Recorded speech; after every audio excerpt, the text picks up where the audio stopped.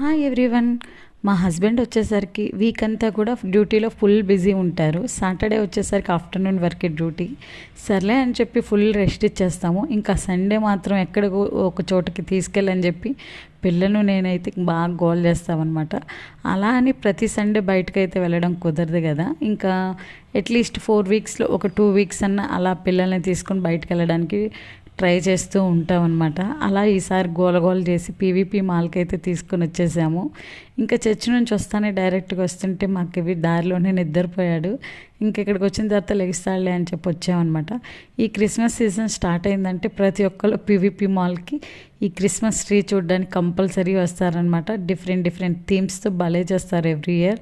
ఈసారి కూడా ఇలా చేశారు. ఇంకా ఎలా చేశారు ఏంటి, ఈ పీవీపీ మాల్లో పిల్లలతో ఎలా ఎంజాయ్ చేసామో నెక్స్ట్ వీడియోలో చూపిస్తాను. ఈ వీడియో నచ్చితే ప్లీజ్ లైక్ చేయండి. Thank you for watching.